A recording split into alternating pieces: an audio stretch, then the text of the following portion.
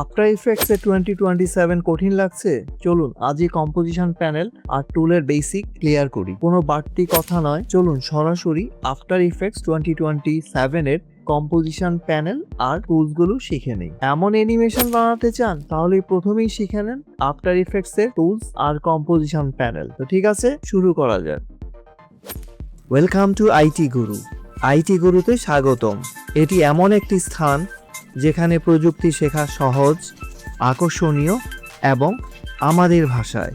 চলুন আজই শুরু হোক আমাদের শেখার যাত্রা একসাথে আইটি গুরুতে। হ্যালো এভরিওয়ান, আমাদের আজকে আলোচনার বিষয় হচ্ছে কম্পোজিশন প্যানেল। এই যে প্যানেলটা দেখছেন সেটার বিস্তারিত জিনিস নিয়ে আমরা আলোচনা করব। তো প্রথমে আমি আসি, এই যে এখানে একটা পার্সেন্টেজ শো করে, এটা হচ্ছে আমার কম্পোজিশন প্যানেলকে বিভিন্ন সাইজে আমার ভিউ দেখছি। এর ভিউটা আমি ডিফারেন্ট সাইজে দেখছি। আমি যদি আবার ফিট করে দেই তাহলে কম্পোজিশনের একেবারে সেম স্ট্রাকচারের ভিতরে ফিট করে আছে। আর বাকিটা হচ্ছে এখানে এটাকে আমি ডিফারেন্ট সাইজে জুম করাচ্ছি পুরো কম্পোজিশন প্যানেলটাকে। তো প্রয়োজনে আমরা আমাদের এই জিনিসগুলো নিয়ে কাজ করব। এরপরে যেটা আসছে সেটা হচ্ছে অটো, ফুল, হাফ, থার্ড, কোয়ার্টার। এই জিনিসগুলো হচ্ছে এটাকে আমরা ইউজ করি আমাদের মেশিনের পারফরমেন্স অনুযায়ী আমরা এটা সেট করি। আপনার মেশিন যদি অনেক হাই পারফরমেন্স হয় তাহলে আপনি এটা ফুল দিয়ে চালাবেন, একদম কমপ্লিট রেজলিউশনে আপনার এই কম্পোজিশনের ফুটেজগুলো দেখাবে। আর যদি যাদের একটু কম থাকে তারা হাফে দিয়ে রাখবেন, আর আরো বেশি কম হলে থার্ড এবং কোয়ার্টারে আপনি এটা ইউজ করতে পারেন। আচ্ছা, এরপরে আমরা এখানে আরো কিছু জিনিস দেখব, যেমন ধরেন টগল ট্রান্সপারেন্সি। আমাদের যদি কোনো ট্রান্সপারেন্সি গ্রিড থাকে সেটা আমরা এখান থেকে ইউজ করতে পারি। আবার এটার মাধ্যমে আমরা অ্যাডাপটিভ যে রেজলিউশন আছে বা ওয়্যার ফ্রেম মোডে আমরা এটাকে নিয়ে যেতে পারি। এগুলো আমরা আমাদের কাজের প্রয়োজন অনুযায়ী আমরা এটাকে ইউজ করব। এরপরে যেটা আসছে সেটা হচ্ছে গাইড অপশনস।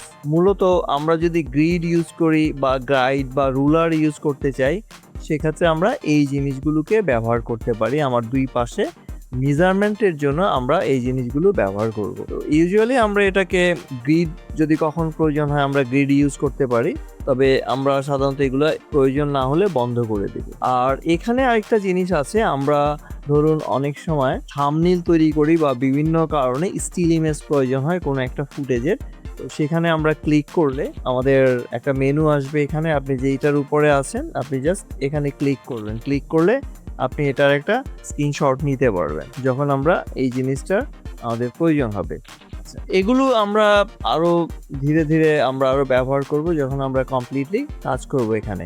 এবার আমরা আসি কিছু টুলবার নিয়ে। এই যে এখানে আমরা কিছু টুলবার দেখছি, যেমন এটা সিলেকশন টুলবার, আপনি যে কোনো কিছু সিলেক্ট করতে পারেন। তো এই সিলেকশন টুল আমাদেরকে বিভিন্ন লেয়ার সিলেকশনে হেল্প করে বা অন্য যে কোনো কিছুতে সিলেকশন করতে হেল্প করে বা ক্লিপকেও সিলেকশন করতে হেল্প করে। এই সিলেকশন টুলের সাহায্যে আমরা কোনো একটা ক্লিপকে ইচ্ছা মতো মুভ করতে পারি নিজের প্রয়োজন অনুযায়ী। ওকে, আমরা এটাকে আবার আগের জায়গায় নিয়ে আসলাম। এরপর আসে হ্যান্ড টুল। এই টুলটার কাজ হচ্ছে টোটাল কম্পোজিশন প্যানেলকে নিজের ইচ্ছা মতো লোকেশনে রাখা। কখনো আমি নিচ থেকে দেখতে চাই, কখনো উপর থেকে। এটা কিন্তু কোনো ফুটেজ না, জাস্ট কম্পোজিশন প্যানেলটাকে আমি ইচ্ছা মতো মুভ করতে পারি। এটা পার্থক্যটা বুঝবেন। সিলেকশন টুল হচ্ছে আমার ক্লিপটাকে মুভ করে, আর কম্পোজিশনটা হচ্ছে হ্যান্ড টুলটা হচ্ছে আমার টোটাল কম্পোজিশনটাকে মুভ করে। এরপরে আসি আমরা জুম। এই জুম দিয়ে আমি যে কোনো একটা অংশে ক্লিক করলে আমার ওই অংশটা জুম করে আমাকে দেখাচ্ছে স্পেসিফিক জায়গায়। আমি যদি আবার অল প্রেস করে জুম করি তাহলে এটা জুম আউট হতে থাকছে, প্রয়োজন অনুযায়ী জুম আউট হচ্ছে। আর আশা করছি আপনাদের ভিডিওটি অবশ্যই ভালো লাগবে। আর যদি ভালো লেগে থাকে তাহলে অবশ্যই লাইক করবেন এবং শেয়ার করে আপনার বন্ধুদের জানিয়ে দিবেন। আর আপনাদের মূল্যবান কোনো মতামত থাকলে অবশ্যই কমেন্ট করে জানিয়ে দিবেন। ভালো কেন লাগছে না বা না লাগলে অবশ্যই আমাদেরকে কমেন্ট করে জানিয়ে দিবেন। আর যারা এখনো চ্যানেলটি সাবস্ক্রাইব করেননি তারা সাবস্ক্রাইব করে নেবেন, যাতে আপনি লেটেস্ট আপডেটগুলো সহজে পেতে পারেন এবং সাথে সাথে বেল আইকনটি অন করে রাখবেন। তো ঠিক আছে, এর বাইরে আরো কিছু অনেক টুলস আছে যেগুলো আমরা আমাদের প্রয়োজনে ব্যবহার করব। যেমন এখানে রোটেট টুল আছে। এই রোটেট টুলের সাহায্যে আমরা এগুলাকে এরকম রোটেট করাতে পারি, যেটা আমরা আগের প্রিভিয়াস ভিডিওতে আমরা লেয়ার থেকে আমরা দেখেছিলাম। আমরা চাইলে টুলসের মাধ্যমে এটাকে করতে পারি। যেমন এটাকে ধরে এটাকে সেন্টার কোঅর্ডিনেট, আমি এটাকে ডাবল ক্লিক করে এর যে অ্যাঙ্কর পয়েন্টস আছে সেখানে সেট করে আমরা তখন এই রোটেট টুলের মাধ্যমে এটাকে আমরা কাজ করাতে পারবো। তখন এভাবে ধরে এই যে রোটেট টুল দিয়ে এখন যদি আমি রোটেট করি, মানে এখানে রোটেট করলে এটা ওই পয়েন্ট থেকে পিনিং আকারে রোটেট হবে। এটা আমরা আগের ভিডিওতে বিস্তারিত দেখেছি। তো